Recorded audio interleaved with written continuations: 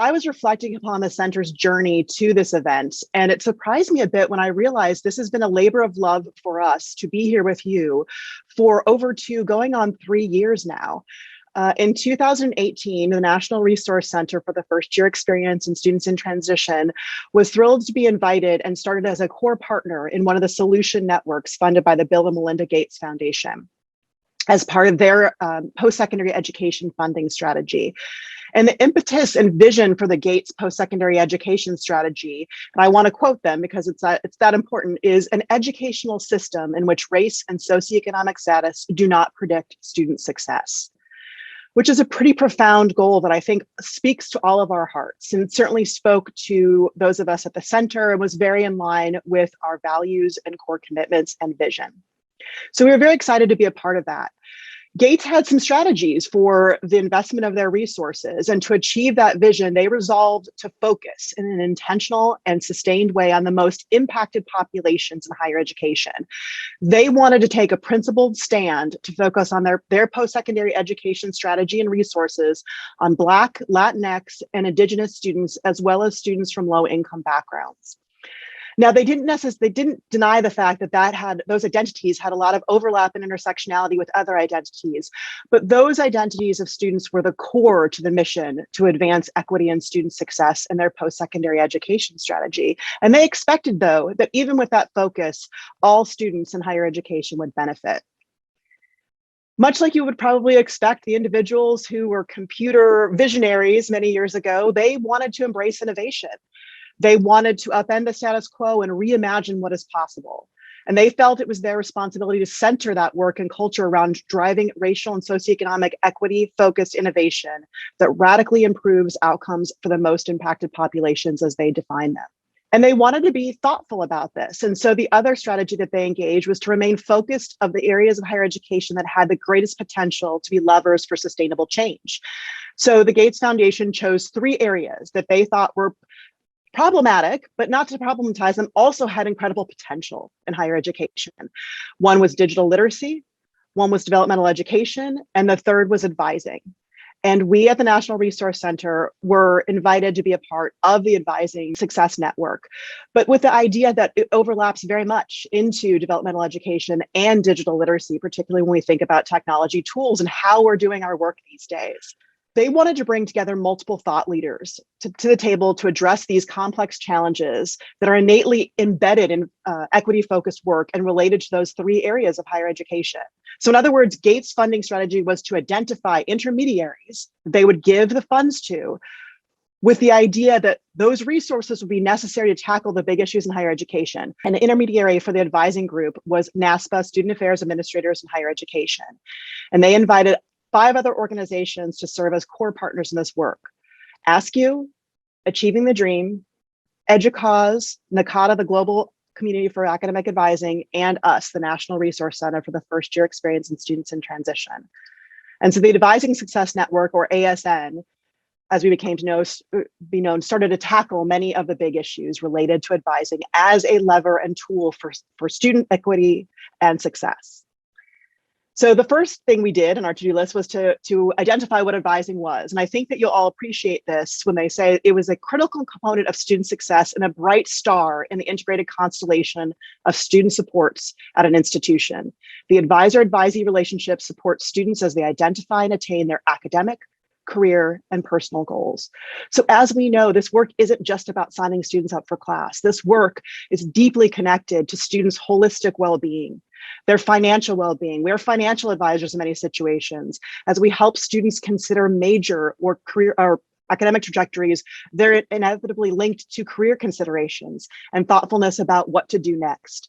So we really have to think about advising holistically, and we cannot parse it out necessarily into these different areas because our students have complex and different needs that we must address. And so we embrace this idea of advising as a tool to help with academic, career, financial, and personal success and well-being. It's a multifaceted understanding that we all know is critical to our consideration out of our work and how we advance the idea of advising as a tool for success. Now, from the beginning, we've been very excited to be a part of this work, and very excited to engage with those key partners and with intermediary NASPA, who's been a wonderful leader for this work. But we did sort of feel that there were a couple pieces missing that we wanted to work on. And one of those was the fact that we wanted to add and amplify certain voices. Over the years, the center has had some collaborations with HBCUs, and we've always been incredibly impressed and blessed to engage in that work, because that work being done in that sector at HBCUs with the populations of interest in this Gates-funded effort have been profound. The challenges have been interesting in the way that they have been addressed. There's innovation happening, and sometimes because of the necessity of it, and sometimes because there's been space and grace to really embrace some of those exciting new opportunities. But we knew that this was the group that we wanted to partner with. We knew very clearly early on that we couldn't do any work on equity and student success, especially related to Black, Latinx, Indigenous, low income, and first generation college students, and being the critical word there, because many of those identities overlap and intersect, without partners in the HBCU sector. And so we very intentionally took a large chunk of our resources that were given by Gates to create a platform and venue for us to be able to include and amplify those voices, so we could learn with you, so we could make sure that your thoughts, your ideas, your aspirational vision for higher education related to equity, student success, and advising could be included in the agenda. Now, just to position you, we are just wrapping up year 2 of what is a 4, potentially 5-year engagement. And so the exciting part about the timing of this event is the fact that what we talk about today can still chart the agenda, not just for the National Resource Center, but the other 4 core partners, NASPA and Gates more generally. And so when we are putting together the proceedings from our conversations today, we are doing so with the idea that we're feeding them back into an active loop of change, advocacy, and consideration. And so I really want to put that out there, that was the intention, that this particular convening happened at a time where we could include your voices in that agenda. So we really are thinking of the proceedings from today as a way of capturing your voices and helping them advance the work that's still being done and will be done for several years, to be able to be a platform for future work towards student equity and success. We've been grateful to interact with this network through our professional learning community engagements this past year.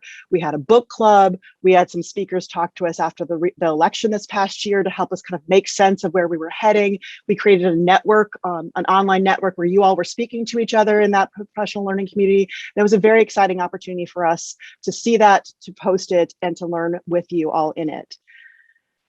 That was an incredible way of us preparing for today. And the fact of the matter is that we have been leading up to this. And a quick look at the agenda for our time together today shows that this network and convening it was right on in terms of the goals for our role in the network, Advising Success Network, and for the goals of the Gates Foundation and their post-secondary education strategy. You all in this sector represent the incredible leadership that is happening towards this larger Gates-funded vision. So again, if we're ever to create an educational system in which race and socioeconomic status do not predict student success, it will be in collaboration with all of you and noting what you are doing and continue to do in this work every day. When we first envisioned this event, we wanted to make sure we could do more than just a show and tell. We've been to many of those conferences. They have their place where we do a show and tell of programs on our respective campuses. We always sort of joked and we called it real talk. We wanted to have real talk. We wanted to talk about the challenges we're facing, the pitfalls, trials, and tribulations of what is going on in the HBCU sector to serve and meet the needs of the students in that environment, and what it represents in the overall agenda for the Gates Foundation and higher education writ large. We wanted to talk about what didn't work. We wanted to be able to be open about, what, this one didn't work. We failed and we learned and we moved on, and we want you all to learn with us. We want to know what's still perplexing to us in this work on equity, advising, and student success. And we've done our best to include session types that allow for that type of true engagement with ideas and one another. When I look at our agenda, the topics and time together today include words and subjects such as strengths, academic success, leading on learning, transformation, evolution, expertise in teaching and learning, collaboration, success stories, lessons learned, reimagining what is possible, quality and effectiveness, high impact practices, degree completion, and Black brilliance. The researcher in me couldn't help but go through and code some of the themes I saw. And when I saw these words, they spoke to my heart and really harkened back to the very beginning when we conceptualized this event and thought, and I realized we had achieved with your help what we'd hoped for in this event. But that's only the first step. This event, as I said, is a platform for the sharing of ideas and creation of a network that will inform student success and equity work well into the future. I want to take a brief moment to thank some of the people that made this possible. I want to thank NASPA for being a leader to us and the other core partners in the Advising Success Network and being open to our ideas and being a champion for us in executing those ideas. I want to thank the Bill and Melinda Gates Foundation for investing in these ideas and for giving those resources to us to be able to work with you. And mostly, I really want to thank my staff and colleagues here at the National Resource Center. So many people were engaged in the process of making this professional learning community and this symposium a reality. It was really kind of took a village in the way that we all do higher education work, and many people pitched in.